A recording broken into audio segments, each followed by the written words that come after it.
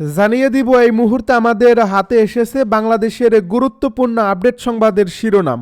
শুরুতেই থাকছে বাংলাদেশের অভ্যন্তরীণ পরিস্থিতি নিবিড়ভাবে পর্যবেক্ষণ করছে ভারত। বাংলাদেশের অভ্যন্তরীণ রাজনৈতিক পরিস্থিতি ভারত নিবিড়ভাবে পর্যবেক্ষণ করছে, তবে দেশটির ঘরোয়া বিষয়ে কোনো ধরনের হস্তক্ষেপ করবে না, এমনটাই জানিয়েছে নয়াদিল্লিতে অবস্থিত বাংলাদেশ হাই কমিশন।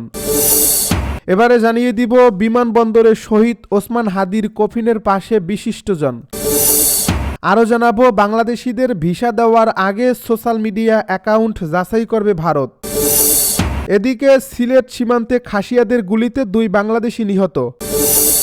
সব শেষে জানিয়ে দিব শনিবার জোহর নামাজের পর মানিক মিয়া অ্যাভিনিউয়ে হাদির জানাজা।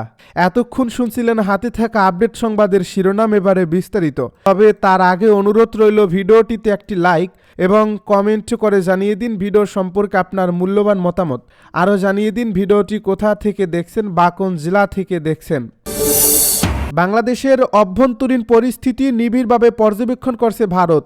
বাংলাদেশের অভ্যন্তরীণ রাজনৈতিক পরিস্থিতি ভারত নিবিড়ভাবে পর্যবেক্ষণ করছে, তবে দেশটির ঘরোয়া বিষয়ে কোনো ধরনের হস্তক্ষেপ করবে না, এমনটাই জানিয়েছে নয়াদিল্লিতে অবস্থিত বাংলাদেশ হাইকমিশন। খবর আল জাজিরার।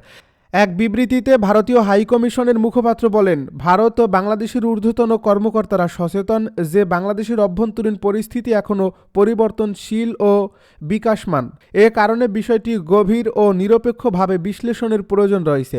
এ বিবৃতিতে আরও বলা হয়, যে কোনো দেশেই গণ অভ্যুত্থান পরবর্তী সময়ে সাধারণত অনাকাঙ্ক্ষিত ও দুঃখজনক ঘটনার জন্ম দেয়। বহুল জনপ্রিয় তরুণ নেতা শরীফ ওসমান হাদির হত্যাকাণ্ড যে বাস্তবতাকেই তুলে ধরে।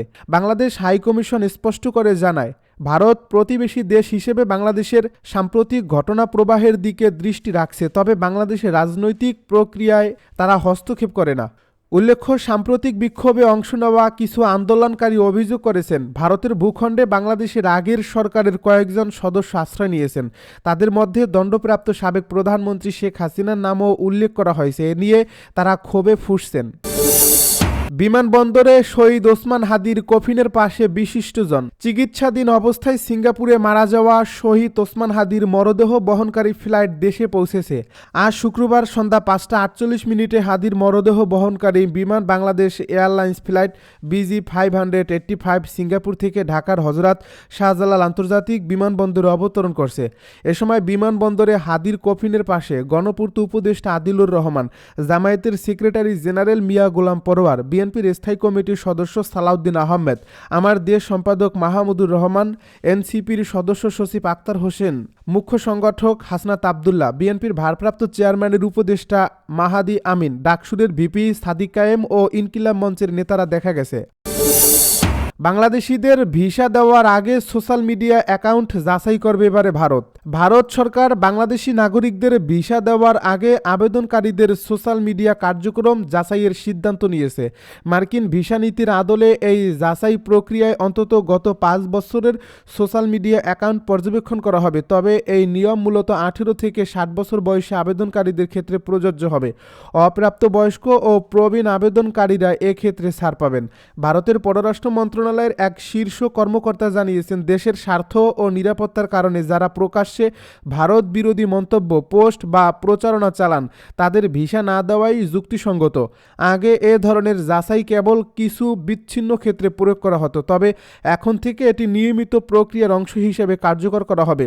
ভারতের কর্মকর্তারা জানান, ধীরে ধীরে ঢাকা সহ খুলনা, রাজশাহী, সিলেট ও চট্টগ্রামে অবস্থিত 5টি ভারতীয় ভিসা আবেদন কেন্দ্রের মাধ্যমে সাধারণ ভিসা কার্যক্রম সম্প্রসারণ করা হচ্ছে। বিশেষ করে মেডিকেল, শিক্ষামূলক ও জরুরি ভিসার ক্ষেত্রে সোশ্যাল মিডিয়া যাচাই প্রক্রিয়া আগে থেকেই চালু ছিল। ঢাকায় নিয়োজিত ভারতের এক সাবেক রাষ্ট্রদূত এই সিদ্ধান্তকে স্বাগত জানিয়েছেন।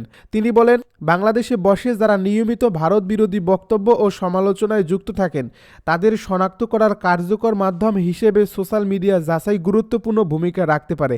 ভারতীয় কর্মকর্তারা আরও জানিয়েছেন, ধাপে ধাপে এই যাচাই ব্যবস্থা বাস্তবায়ন করা হচ্ছে।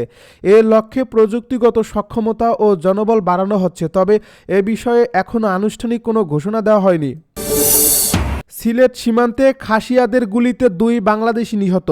সিলেটের কোম্পানিগঞ্জ সীমান্তে ভারতের অভ্যন্তরে খাসিয়াদের গুলিতে 2 বাংলাদেশি যুবক নিহত হয়েছেন। শুক্রবার দুপুরে উপজেলার উত্তর রনিখাই ইউনিয়নের দমদমা সীমান্ত এলাকায় এই ঘটনা ঘটে। নিহতরা হলেন উপজেলার দমদমা সীমান্ত এলাকার পূর্ব তুংরু গ্রামের বুরান উদ্দিনের ছেলে আশিকুর ও একই গ্রামের মৃত রব মিয়ার ছেলে মোশাইদ। স্থানীয় ও বিজিবি সূত্রে জানা যায়, দমদমা সীমান্তের প্রায় 600 গজ ভারতের অভ্যন্তরে রাজনটিনা এলাকায় ভারতীয় খাসিয়ারা গুলি ছোড়েন। এতে ঘটনাস্থলেই প্রাণ হারান আশিক। পরে তার সঙ্গীরা তার মরদেহ বাংলাদেশ সীমান্তে নিয়ে আসেন। অন্যদিকে একই এলাকায় পৃথকভাবে খাসিয়াদের গুলিতে আহত হন মোশাইদ নামে আরও এক যুবক। গুলিবিদ্ধ অবস্থায় তার সঙ্গীরা তাকে দেশের অভ্যন্তরে নিয়ে আসেন। পরে কোম্পানিগঞ্জ উপজেলা স্বাস্থ্য কমপ্লেক্সে চিকিৎসাধীন অবস্থায় তার মৃত্যু হয়। বিজিবি সিলেট ব্যাটালিয়ন অধিনায়ক লেফটেন্যান্ট কর্নেল নাজমুল ইসলাম বলেন, ঘটনা সীমান্তের ভারতীয় অংশের 1.5 কিলোমিটার ভেতরে। সেখানে খাসিয়াদের সুপারি বাগান থেকে সুপারি চুরির সময় তারা গুলি ছোড়েন। কোম্পানিগঞ্জ থানার ভারপ্রাপ্ত কর্মকর্তা শফিকুল ইসলাম বলেন, মরদেহ ময়নাতদন্তের জন্য ওসমানী মেডিকেল কলেজ হাসপাতালে পাঠানো হয়েছে।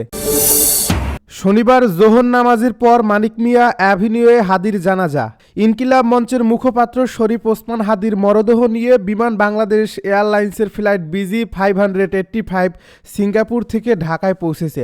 আজ শুক্রবার সন্ধ্যায় রাজধানীর হজরত শাহজালাল আন্তর্জাতিক বিমানবন্দরে অবতরণ করে এই ফ্লাইটটি। ওসমান হাদির গড়া প্রতিষ্ঠান ইনকিলাব মঞ্চ জানায়, আগামীকাল শনিবার জোহরের নামাজের পর সংসদ ভবন এলাকার মানিক মিয়া অ্যাভিনিউয়ে হাদির জানাজা অনুষ্ঠিত হবে।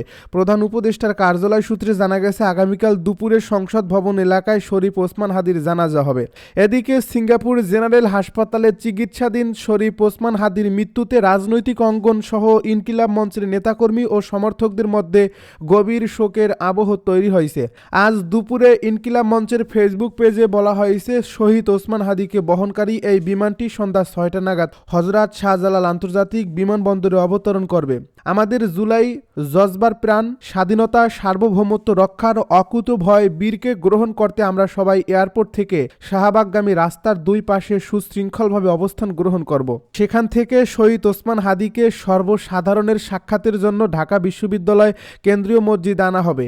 ত্রয়োদশ জাতীয় সংসদ নির্বাচন ও গণভোটের তফসিল ঘোষণার পরদিন 12 ডিসেম্বর ঢাকার পুরানা পল্টনের বক্স কালভার্ট রোডে শরীফ ওসমান হাদিকে গুলি করে নিষিদ্ধ সংগঠন ছাত্রলীগের নেতা ফয়সাল।